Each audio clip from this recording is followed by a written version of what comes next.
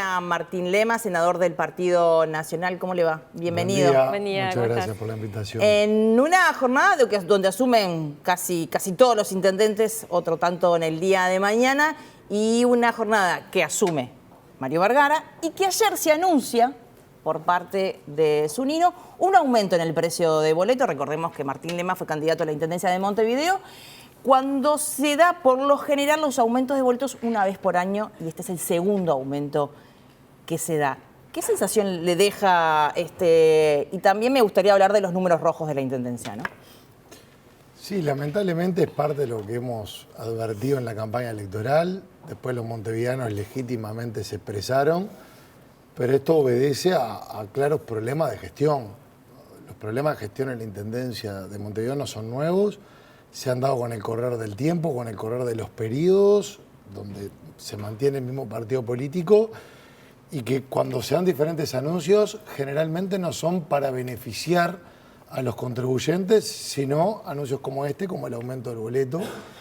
Y sobre los números de la Intendencia de Montevideo son claros. Nosotros en campaña electoral decíamos que sería bueno que se presente cuál era el estado de situación financiera en el marco de lo que era la instancia electoral, porque si bien se estaba en plazo formal por la rendición de cuentas, que recién ahora se presentaron los números, ya había indicios de que la situación se había agravado. ¿Pero se puede catalogar como ocultamiento eso, que fue una acusación? Sí, yo no tengo ninguna duda. Sí, porque, a ver, todos presenciamos, y dejemos los nombres propios de lado, como en un momento se dio un contrato de asesoría que después se fue para atrás, y voces del oficialismo decían, no, para cómo está la Intendencia de Montevideo, hacer un contrato de estas características es inconveniente. Y nosotros lo que razonábamos y expresábamos es, bueno, ¿cómo es que están los números de la Intendencia de Montevideo?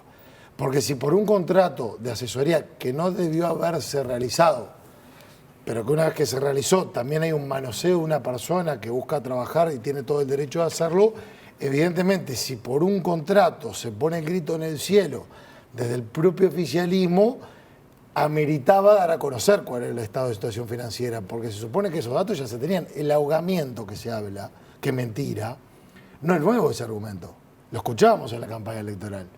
Entonces, si se daban ciertos elementos en la campaña electoral es porque se sabía cuál era el estado financiero. Y en este caso, el intendente Mario Vergara, que asume en el día de hoy y a quien le deseamos el mayor de los éxitos, lo que no tiene es excusas. Tiene que cumplir desde el día 1. ¿Por qué? Porque quien viene gobernando es su partido político, es el mismo equipo con cambio de jugadores.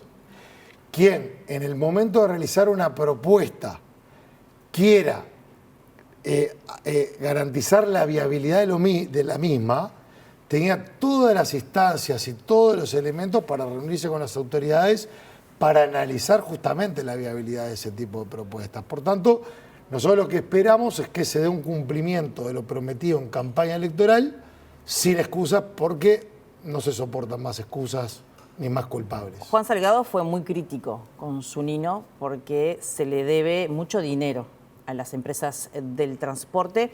Este aumento que se maneja, ¿usted cree que es por el déficit de la Intendencia? O sea, ¿por eso se da este segundo aumento en el año? A mí cuando emito una opinión me gusta hacerla con mucha propiedad. Y esta noticia tomamos conocimiento en la jornada de ayer. Y se da un día antes de asumir del intendente. Sí, claramente. Los por qué hay que verlo con todos los elementos y con todos las diferentes instancias arriba de la mesa. Yo no puedo decir por qué. Yo lo que puedo decir es que la gestión es deficiente y esto excede a Zunino. Esto es crónico. Con el correr del tiempo han pasado diferentes personas dentro de las administraciones sucesivas del Frente Amplio, que se van a cumplir 40 años de gestión, y los problemas siguen siendo los mismos. Los problemas en las dificultades para dar los servicios o para dar respuestas que los montevideanos necesitan y requieren, y los problemas que tienen que ver con lo financiero. Por lo tanto, esto excede los nombres propios. Yo creo que sería muy injusto posicionarlo en un nombre propio, porque en realidad Zunino termina siendo, en realidad en todo caso sería COSE. Está bien, pero la diferencia de este último año en los números de la Intendencia... Depende, porque vos, fíjate una cosa, Viviana, Cuando hablamos de un casino que da pérdidas millonarias, que debe ser un caso a estudio, ¿no? Los 329 millones de pesos de pérdidas millonarias se dieron entre 2021 y 2023, gestión de COSE. Entonces, podemos cambiar de protagonistas, pero los problemas son los mismos. Esto es estructural. Entonces, yo creo que si no hay un cambio tajante del modelo de gestión y una transparencia brutal, que haya una sinceridad brutal para con los montevideanos, se va a tocar fondo. Porque yo no puedo cambiar lo que dije en campaña electoral porque es lo que pienso. Y es lo que pienso a partir de reunir diferentes insumos por estudios. Lo que yo digo del casino municipal, no lo estoy diciendo, no es una opinión, son hechos consumados. Se llegaron a pagar horas extras con el casino cerrado por pandemia. Entonces, esto evidencia problemas de gestión, problemas con las horas extras.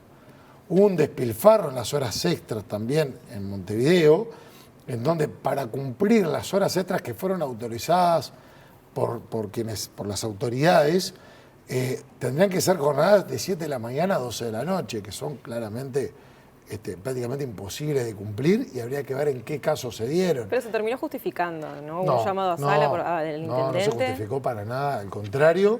O sea, hubo una respuesta, pero no se quedó conforme. No hubo respuesta. De hecho, quedó el intendente en enviar información que la Junta, hasta donde yo tengo entendido, todavía no recibió. Y ahora que estamos en un día de cambio de autoridad, son las nuevas autoridades quienes deben culminar una etapa de brindar información que fue solicitada. Y no es información a ediles o representantes de la oposición, es a los montevideanos. Porque lo que se va en aventura, los recursos que se van en aventuras, son los recursos que no llegan para arreglar las veredas, para arreglar las calles, para hacer un sistema de recolección acorde a los impuestos y a los tributos que se pagan. Por tanto, vamos a estar respirando en la nuca, en el buen sentido, a las autoridades que van a estar asumiendo hoy. ¿Para qué? Para que se dé el servicio que los montevideanos merecen. Estamos en el marco de una alerta roja en personas en situación de calle, una alerta roja que comenzó hace 15 días debido, a la situación de las personas que viven. En su administración, el número de personas en situación de calle se duplicó. Y esto ha generado preocupación en muchos ámbitos. ¿Cómo ha visto usted, como ex ministro de esa cartera, lo que ha hecho este gobierno con esta alerta roja? Y algunos dicen que se llegó tarde, otros dicen que no. ¿Cuál es la evaluación que hace? Lo primero, el aumento en personas en situación de calle se da desde que se mide. Hace muchísimos años. Y no, o sea, excede lo que es una institución concreta. Está bien, pero en el 2019 se dieron 1.745 y en el 2023 estamos en 2.758. No, pero se desaceleró. Y te decís por qué, Viviana.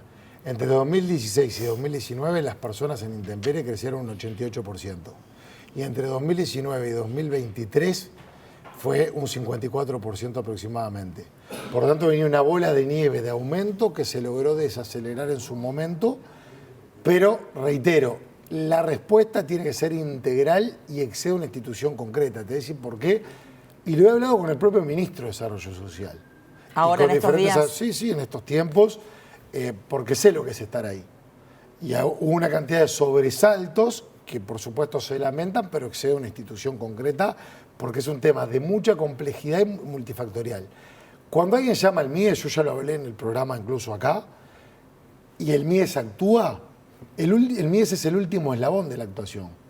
Es quien actúa en un formato de emergencia. ¿Por qué? Porque las causas que llevan a una persona a estar en situación de calle representan diferentes factores que exceden la institución. Una persona que tiene problemas de vivienda es un problema de vivienda que puede terminar en situación de calle y el MIES responde a una emergencia que se da en forma anterior a lo que es ese llamado o esa respuesta. Entonces hablamos de las cárceles, sería la misma situación. Cuando una persona, claro, cuando se dice que 26 personas por día salen de la cárcel y de la cantidad de personas al intemperie, el 54% estuvieron en algún momento privadas de libertad, hay algo que está vinculado al sistema carcelario, que cuando egresan de ese sistema penitenciario, muchas personas lamentablemente terminan en situación de calle. Cuando hay problemas de adicciones, por ejemplo, 9 de cada 10 personas en intemperie, presentan consumo de sustancias. Entonces no se logró, no se No, está logrando... a ver, termino el razonamiento. Sí. Los mismos problemas de salud mental. Se dio un cierre de ingreso en las colonias Etxepare y Santín Carlos Rossi sin dar un panorama alternativo de 2017. Eso hace que personas que antes que terminaban en las colonias terminen en situación de calle. Para lograr efectos reales y abordar el tema serio, el plan tiene que ser a mediano y largo plazo. ¿Por qué? Porque excede un periodo y excede una institución. Son muchas instituciones que deben actuar para interrumpir procesos que estén ligados a situaciones de calle. No, pero a mí tiene que Para dar poner un ejemplo, por respuesta supuesto, pero la red de emergencia. Y de hecho nosotros, yo fui ministro 2 años y 10 meses. A mí nunca me interpelaron, nunca me llamaron a Comisión General y nunca me llamaron a Comisión de Población y Desarrollo. Quiere decir que quienes desarrollan el control o estuvieron de acuerdo con las políticas y las acciones implementadas o no era prioridad un tema de estas características, porque por algo nos llamaron a quien, en este caso, me tocaba a mí, cuando me tocó ser ministro de Desarrollo Social, nunca me llamaron a la comisión. ¿Por qué digo lo de las causas? Porque casos como el de Finlandia, que lo estudiamos, con un modelo que es el Housing First, que es muy efectivo, es el país de referencia, muchas veces mundial, que ha tenido éxito en políticas aplicadas a personas en situación de calle y le llevó 30 años.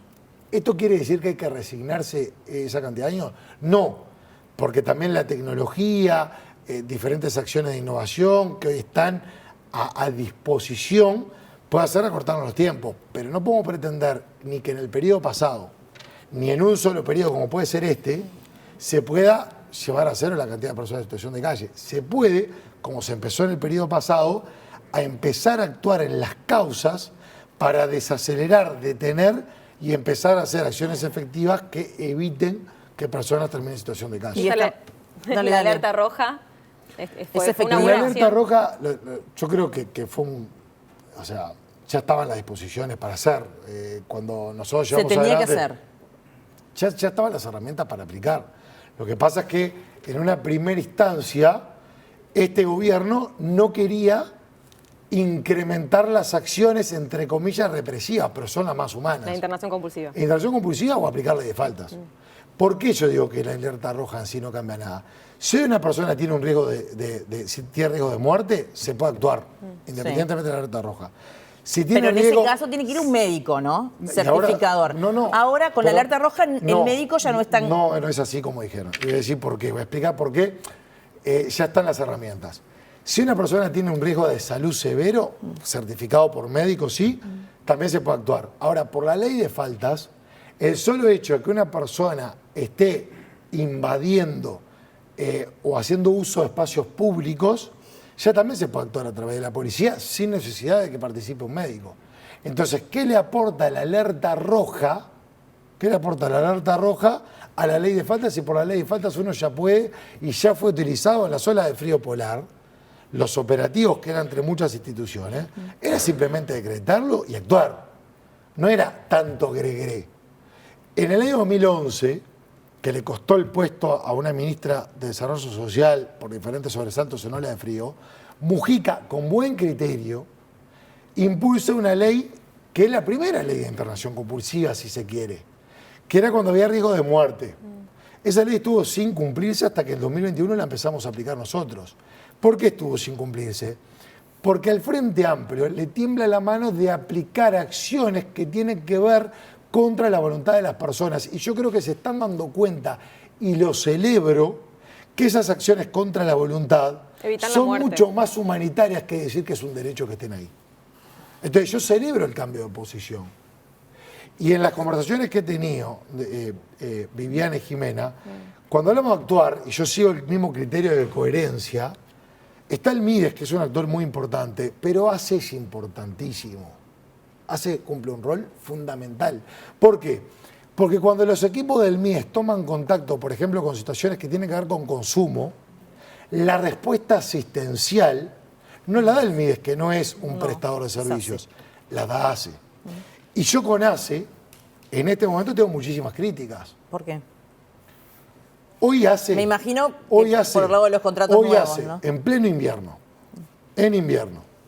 con alerta roja, con puertas de emergencia saturadas, tiene al directorio de ACE desintegrado, porque de los 5 no están nombrados los directores sociales y está solamente el vicepresidente y la vocal.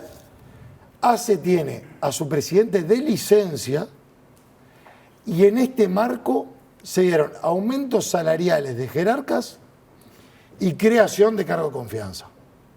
Yo creo que esta situación es vergonzosa. Es vergonzosa.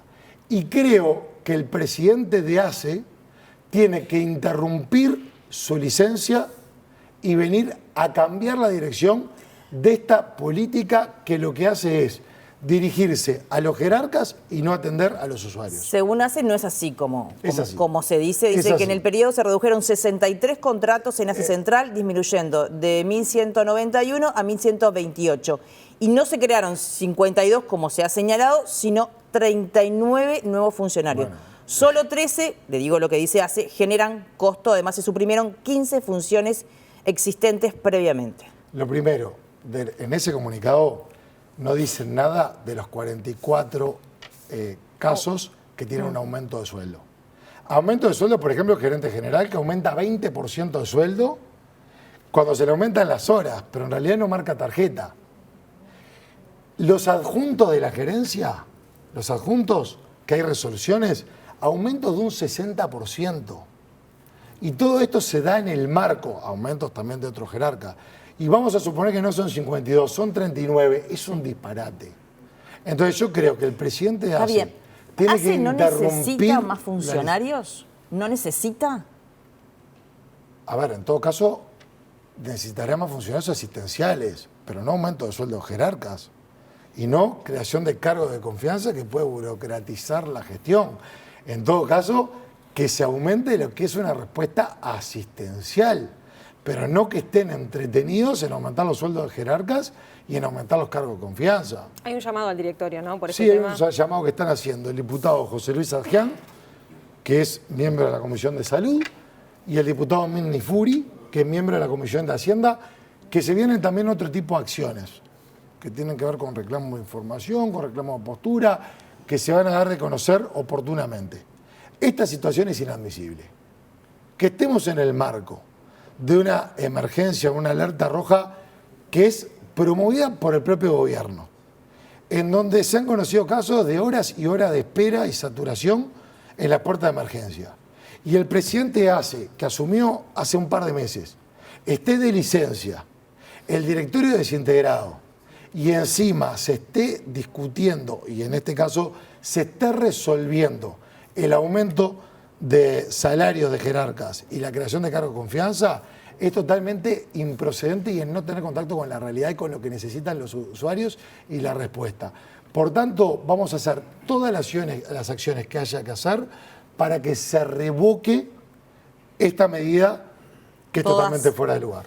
Se tiene que dejar sin efecto inmediatamente. El aumento de la creación sueldo de los cargos. y la creación de... Sí. Aunque no sean necesarias.